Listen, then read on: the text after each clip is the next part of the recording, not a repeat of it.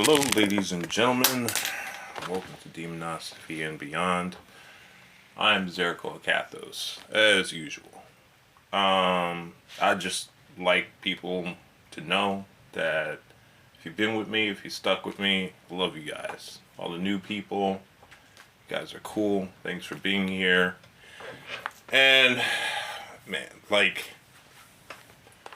so the other day I was contemplating my work, and when I was contemplating working with demons, I felt like working with them makes me feel like a magician.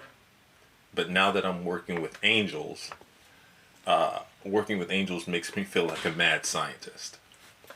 Even though they appear to be on the same side and they have their place within the universe as well as within our lives, they work very differently. Even if they have access to the same knowledge. So, the picture that I've put up on this video, I actually got while sleeping. And what I've been doing is I've been working with the 7 planetary spheres, going through a hermetic, alchemical soul transformation. So doing a lot of work with angels. And sometimes in between rituals, they drop extra knowledge. And the strange thing about it is that this vision came in the form of a triangle with lights, like some of the UFOs people have seen. And in the vision, it was talking about the Tetragrammaton, and it gave me a little bit of information for me to look up and then elaborate on through my research. So, if you look here at the top of the triangle, it says Tetra. At the left side, gram, and at the right side, a ton, because I broke it up. Each part of the Tetragrammaton has a different meaning. Tetra means 4 parts. And if you know anything about atoms, atoms have 4 parts. There's the nucleus, protons, electrons, and the neutrons. Gram is a unit of mass. Mass is atoms create mass. And then a ton. A ton is associated with the pharaoh Amenhotep IV, I believe, who established the sun as God. Aton can also be translated to Adam, and Adam, as in the first man. So basically, in the Old Testament, when it was talking about God creating man and God creating everything, when it comes to our world, we perceive it the way we do because of how light bounces off of things. So, in a sense, light does create our world. Also, it talks about how we're created in His image. And if you go to the Hebrew word for image, it is Selem. I don't know if I'm pronouncing that right. Selem. And that word means representative.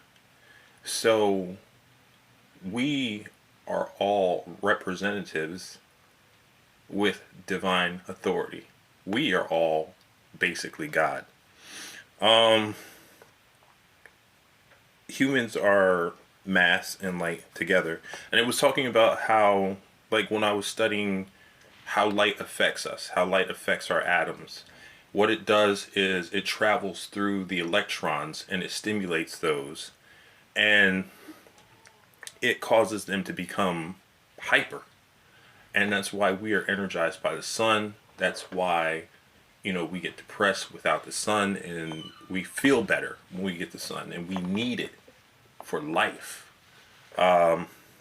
We need it to grow. We need it to become dynamic. Now, the funny thing is that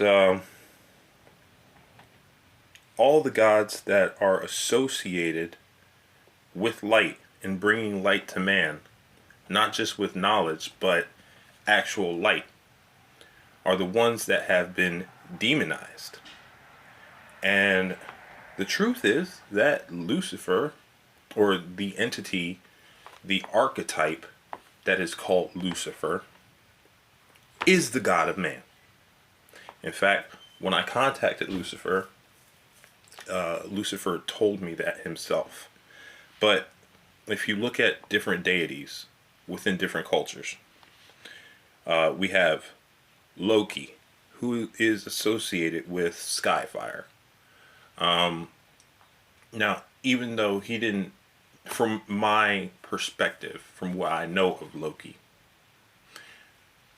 he didn't necessarily bring fire to man, but working with Loki,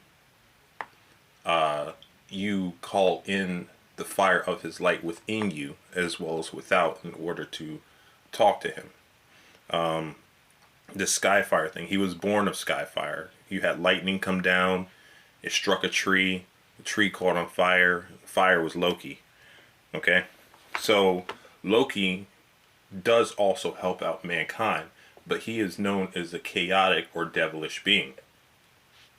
Sound familiar? You have Lucifer, which is the light bringer. Lucifer is very knowledgeable. If anybody has worked with him, then they know that he can put you onto some knowledge and helps you out. And we also know that he was demonized and sent to hell, according to Christian lore. Then you have Prometheus. Prometheus was the creator of humans. Prometheus stole fire from the gods and gave it to mankind. Then what happened to Prometheus? Prometheus was locked up in Tartarus, or hell. Then you have Ra. Ra is the sun god. Ra is considered the creator. He is also considered to be the sun. He is also associated with hell because when the sun sets, it was believed to go to the underworld in Egyptian lore. Then I was looking up another god called Karmat, Pkharmat, and that god also retrieved fire from man and was punished by being locked up in a mountain or underground.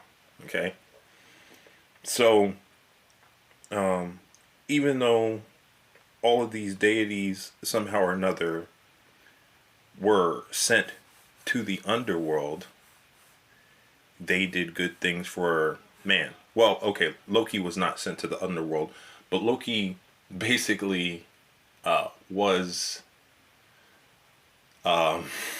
responsible for the goddess Hel being conceived. So Loki is still attributed with the underworld. And that's all. I just wanted to kind of break that down. And so this is a scientific way of kind of proving why we are all God, why we are all connected. And don't let anybody tell you different. It's also interesting because it explains to me why angels are so good at helping you understand quantum mechanics.